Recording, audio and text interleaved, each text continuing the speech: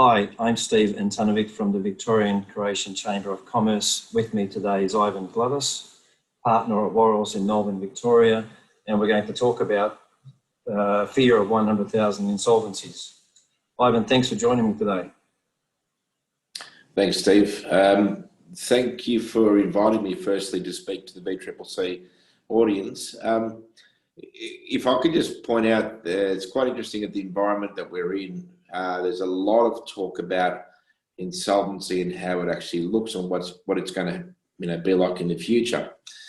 Perhaps it should be known and it should be also understood that insolvency just doesn't occur because the government changes policies. Insolvency occurs a lot of the time because of no growth.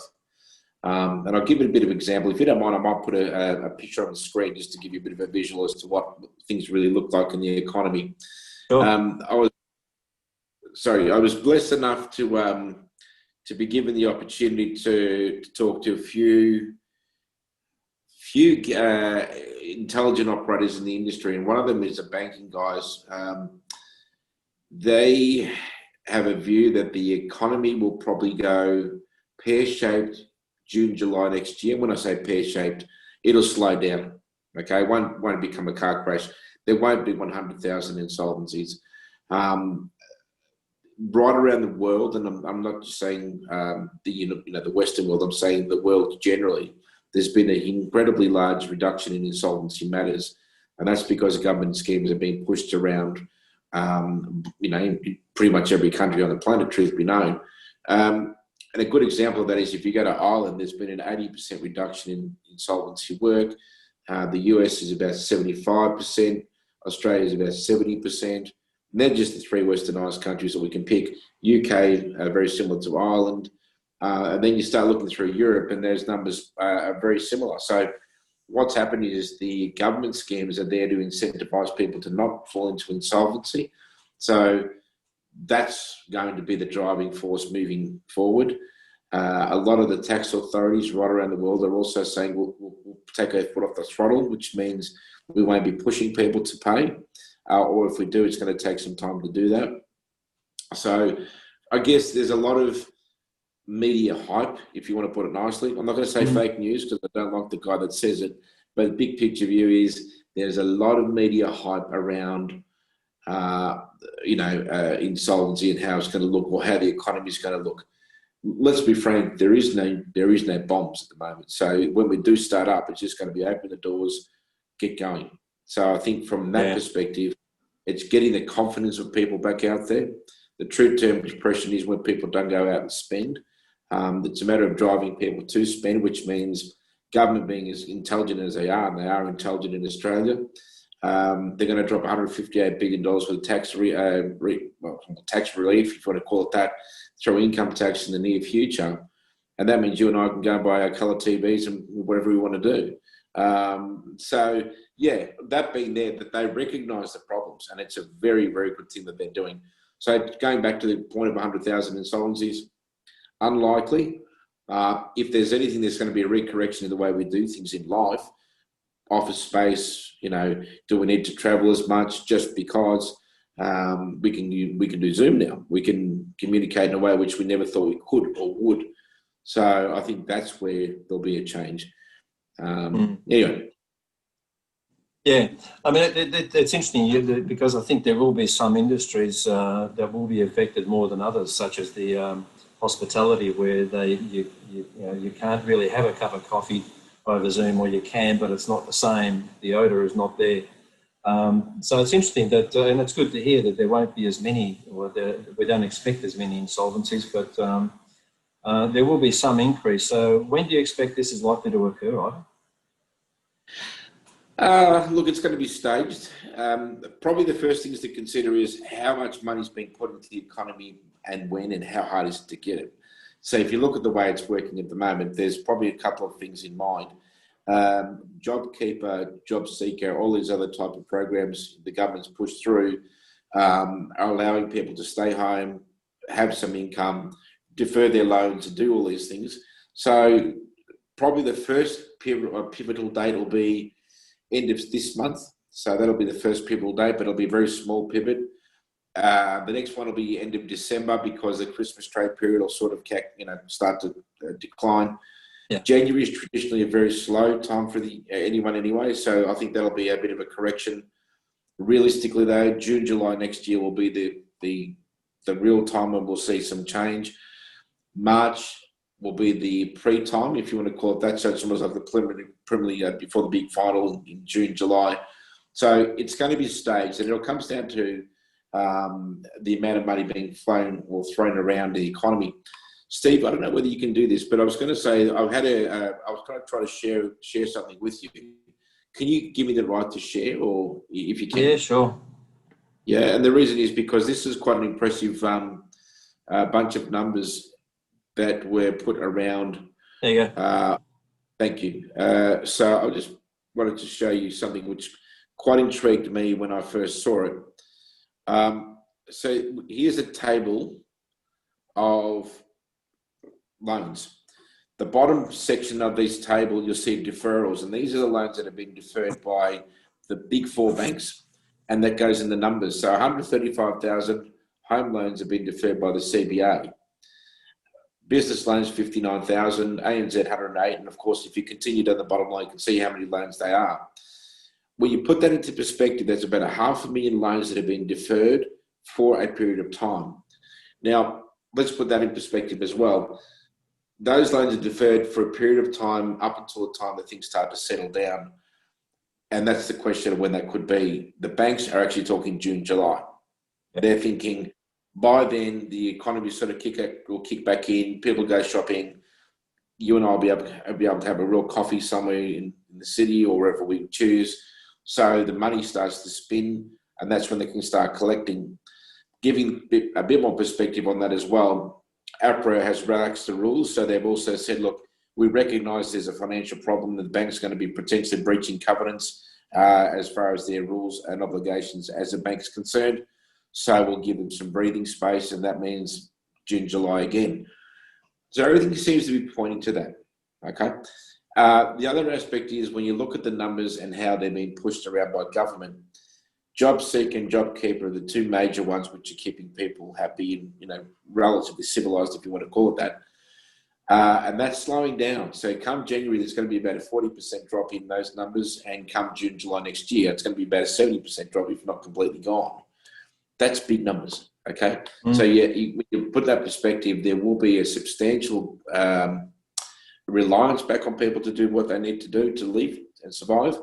The difficulty with this, and this is going to become the civil unrest component, is you're giving people a lot more money in some situations than what they were earning. So they're getting $3,000 a month when they're only earning $2,000 a month. So you're getting these scenarios causing problems.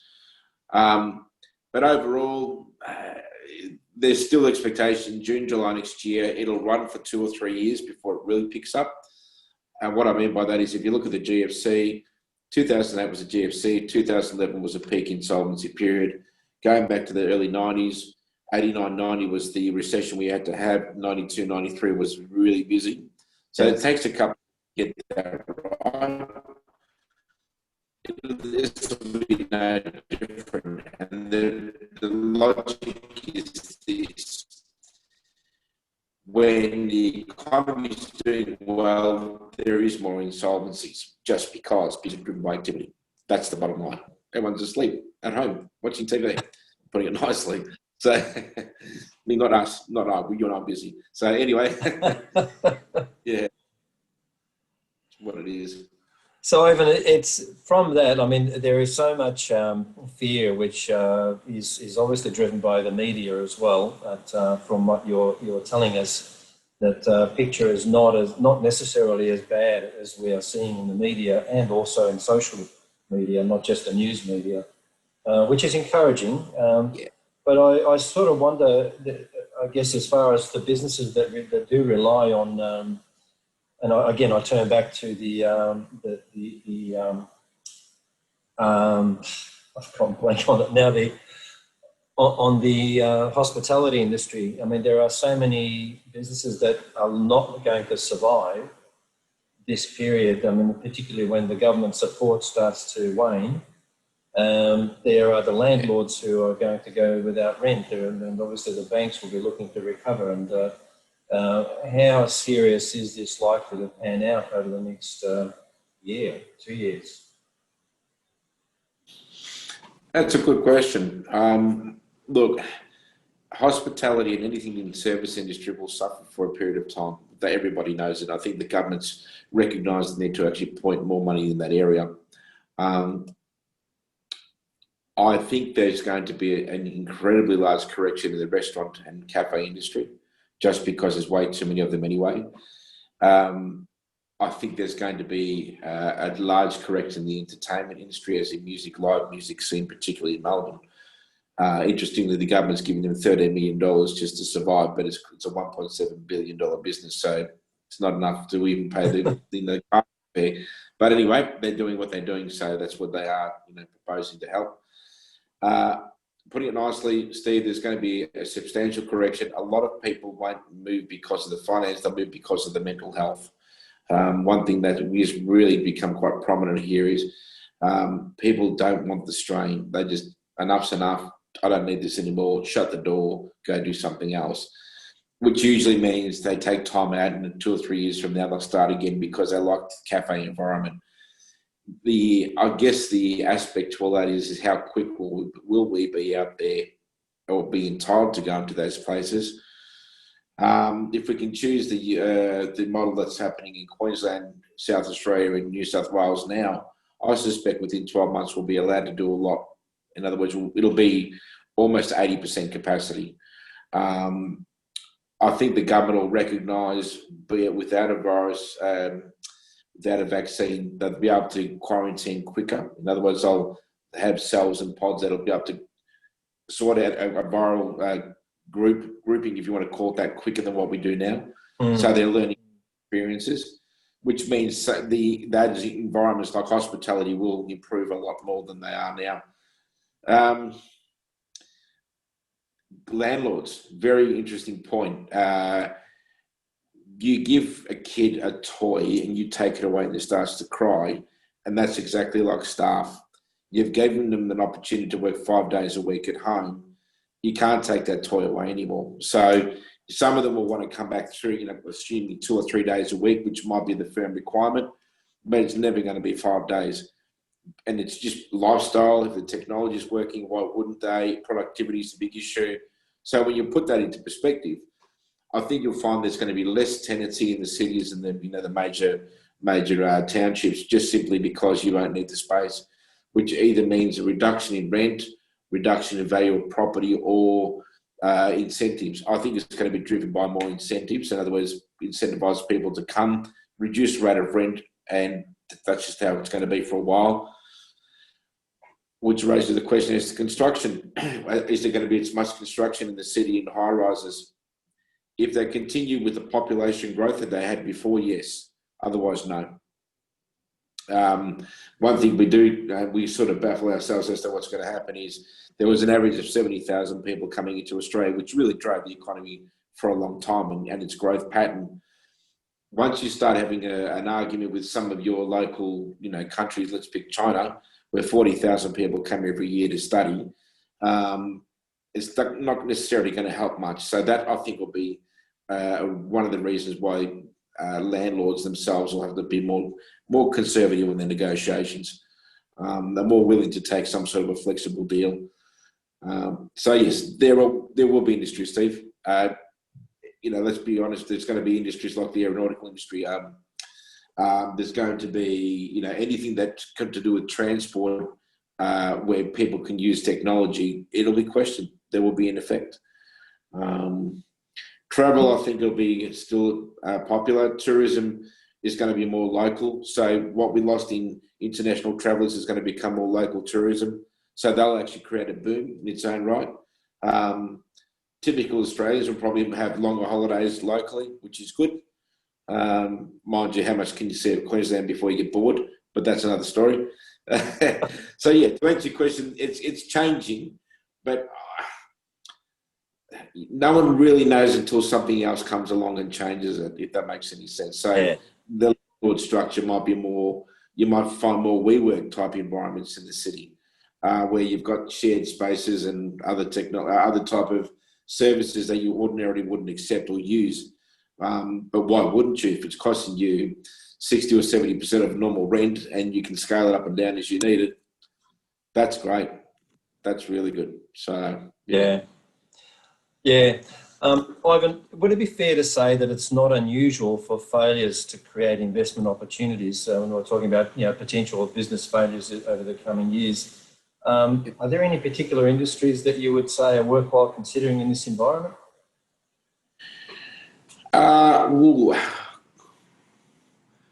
Steve, the first thing that comes to mind is this is a really good time to consolidate. So industries that probably weren't as well prepared, or businesses that weren't as well prepared to go through the tight times, might have to look for a partner to join and try to survive, and that's consolidation. Most service industries, legal firms, accounting practices, could be something as simple as dentistry firms, but whatever it is, it's the power of numbers that keeps people alive in these instances. Retail online is going to be an absolute ripper. I mean, it has been for a long time anyway, but let's be frank. I was told yesterday by a good friend of mine who works at Australia Post that every day for Australia Post now is like a Christmas Day, pre-Christmas trade activity. So for those industries, transport are going to do okay. Combine that with reduced oil prices, which means reduced fuel prices, which is going to be fantastic. Going back to what do I think? I wish I could tell you, otherwise I'd tell you the Tesla Lotto numbers too, truth be known. But there will. Well, I'm just saying there will be a great chance to grow from the technology that we're currently using. So I think what we're now using is Zoom, but there'll be 4 or 5 different competitors out there, probably more dimensional, probably larger, higher quality screening, whatever it is, that they're already in the market trying to compete and already trying to get their foot into spaces that weren't before.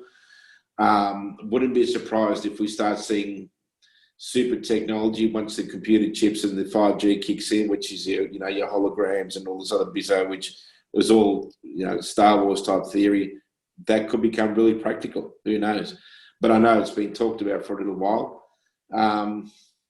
What else? It's almost impossible to say, to be blunt with you.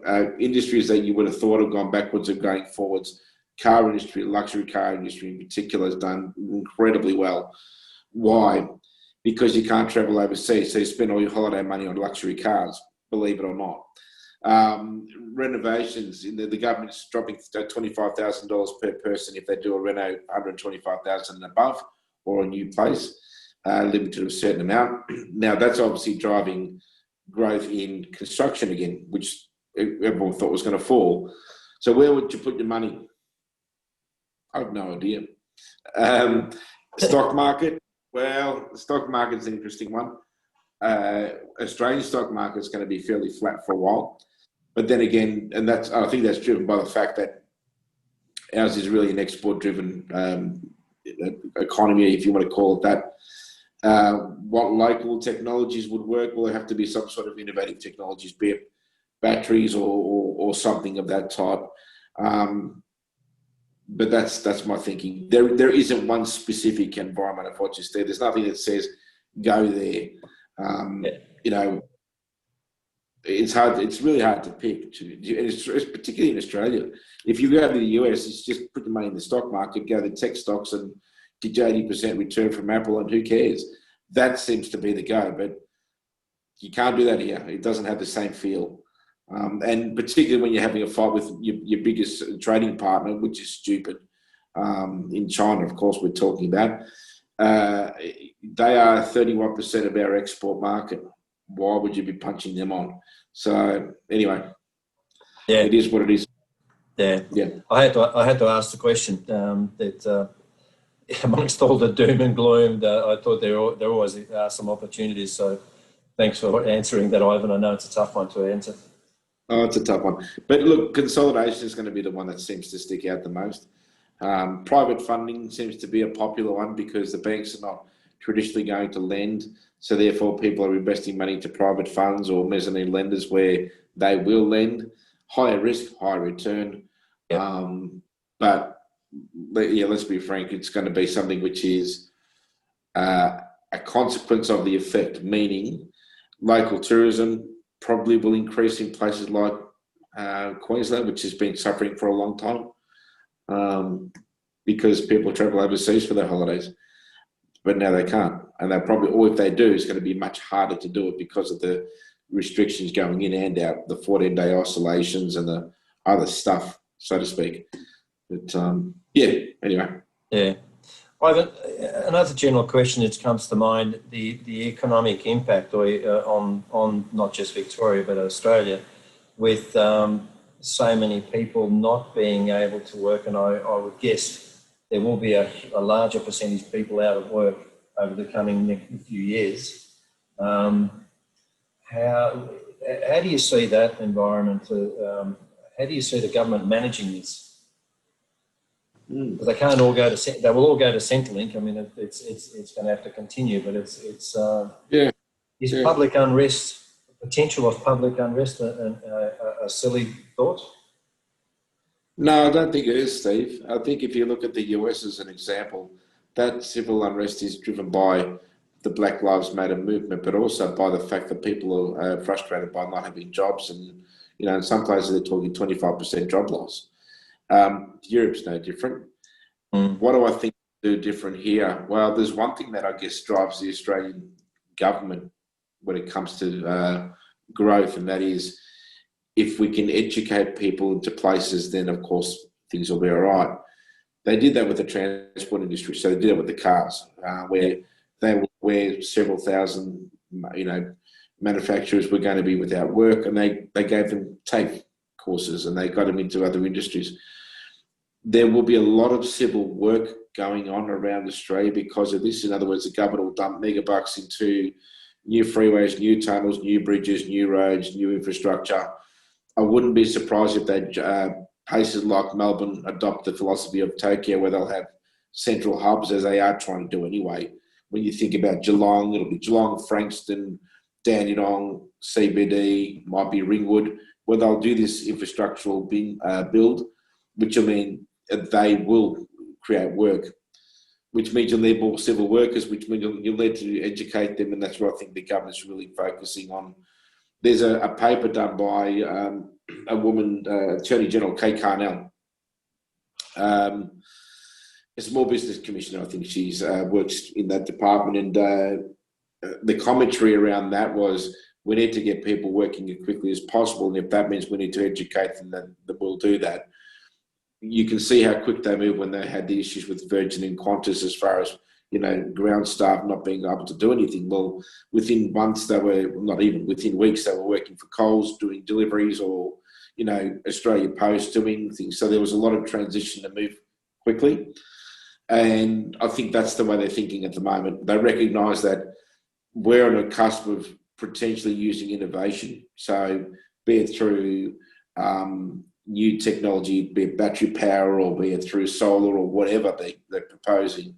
There will be a push for it. And look, let's be frank, Australia's at the sort of the point where they should be using these people to be able to create new environments of solar energy or whatever they choose, because they've got the manpower to do it now, which is the main problem with Australia, is it doesn't have enough of a workforce to do what it wants to do. So, yeah, anyway. Not an easy road ahead, obviously, but by the sounds of it, there is a way of getting through it, and we have to find out how that's going to evolve. But it's not looking as negative from some perspectives. No, it's not. And look, well, we are a country with an incredibly large resource around us, with a population probably the size of a large Asian city. So when you think about it, we're for that reason, we've been lucky enough to be lazy enough, is probably the right term for it. And therefore, it wouldn't take us a great deal to change. If you and I went holidays to Queensland, you can imagine, let's do that, multiply by 10,000. That's 10,000 more going to Queensland. So I know I'm not quite sure exactly the number, but it's in the hundreds of millions of dollars in tourism that's spent overseas. If that stays in Australia, well, tourism will grow. New places will grow. New environments will become popular. So Yeah. we'll have Victorian, as we will now, we'll discover Victoria again, which is really damn good. So there's always going to be growth from that perspective. But it is a hard one because, unfortunately, like all recessions, you don't know until it unfolds. Everyone has a damn good idea, but at the same time, no one really knows. People may not like Zoom and may want to travel to, Sydney on their flights from the QF13 or whatever it is in the morning. So it's just what it is. So anyway, we'll find out. Yeah. I mean, I might wrap it up at that. We'll do some editing on this, but is there anything else you'd like to address? Look, Steve, probably the only thing that I'd like to say is with the VCCC community, this is the right time to start talking about networking and learning from each other as to whether there is opportunities to survive, to build their own businesses, to build trust amongst ourselves. Because I think, if anything, that the one thing we do know is our culture's obviously the same, and so therefore our thinking is the same. And it's just nice to have that around you. There's something that it's special and you share it. You don't get that in all business life. So from my perspective, going back to the VCCC, yeah, look, if we all help each other a little bit, we'll all get through it. We'll all come out in a different way. Probably is quite surprised as to how it's worked out. But yeah, that to me is important. So, Ivan, one more question. Businesses that are vulnerable at the moment, and obviously they are in a fairly safe position as far as going into involuntary liquidation. What should they be doing at this time if they are in that vulnerable area? Get advice. One of the things that people don't do very well, and business people in particular, is they don't get advice at the right time. They've always, and it's unfortunately driven by the fact that, once again, media gives insolvency a bad rap. You go to the doctor when you're sick. You go to the doctor when you're feeling a bit of a pain. You don't go to the doctor when you're having a heart attack. It's a bit late then, isn't it? So business life is no different. People come and see us when their leg's fallen off. That would have been a lot easier if they could walk in and tell us their leg was sore in the first place and we could tell them how to fix it. So rule of thumb is go and see your experts before you need to actually go through the formal process.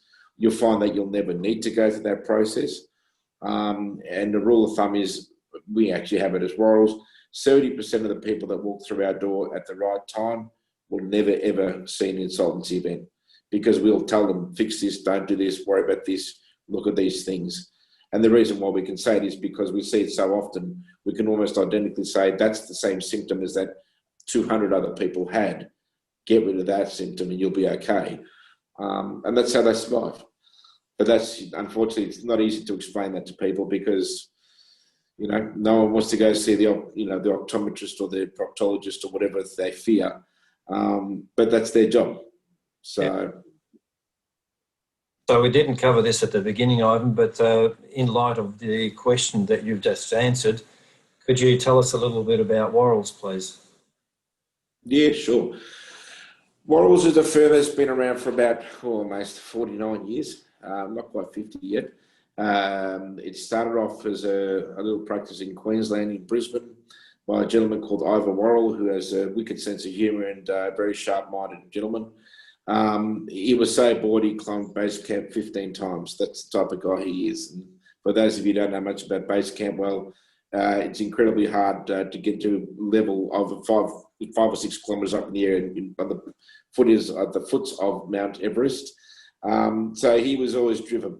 So in a nutshell, the firm expanded. Victoria opened its doors in 2000 from memory. So we've been almost 20 years. Well, it is 20 years now. Worrells is a firm, probably the largest single insolvency firm in the country. In other words, outside of the PricewaterhouseCoopers and a few others like that, we are, I believe, the largest. Offices in every state, most regional cities in Australia. What else can I tell you? We've probably seen in excess of 40,000 insolvencies in our time as a firm, which gives us a pretty good indication of what we see is happening at any time. On average, we would see at the moment, might be not this year, but on average about 2,500 administrations a year, which gives us a really good feel for what's out there. When you give perspective to that, there's about 11,000 insolvencies for companies a year. So we take up about 10 or 15% of that market as far as understanding. What else can I tell you about Worrells? Liquidations, bankruptcies, receiverships, voluntary administrations, forensic advice, expert witnesses, that type of thing. So we do a lot of reading and a lot of time in court, which is not always good fun, but that's what we do. And look, I'll call it as is and say it's a very enlightening job, because you get to see a lot of things that probably don't normally look the way that you expect them to be. You get to see a lot about different businesses and how they tick. And in that process, you can also rectify the things that others are doing wrong. So that's Worrells. 32 partners, 170 staff, that type of operation. All pretty down to earth. None of us carry around, silver spoon because we can't afford it. So we use plastic. maybe stainless steel. But yeah, we're down to earth. But just a bunch of people that got to do our best. That's all. Yeah. Well, that really means that people who look at insolvency organisations like Worrells, it's not just an organisation to go to for when you fear that you're at that edge of becoming insolvent or being liquidated. They really should be talking to Worrells or like organisations before, as you mentioned, to work on the prevention. 100%. Which I think is probably a bit of a misconception amongst the public. 100%. We spend a lot of our time doing asset protection for people. So they come and see us and say, where's my risk? And I'll sit there with a whiteboard and scare them and say, this is 30 issues you need to fix.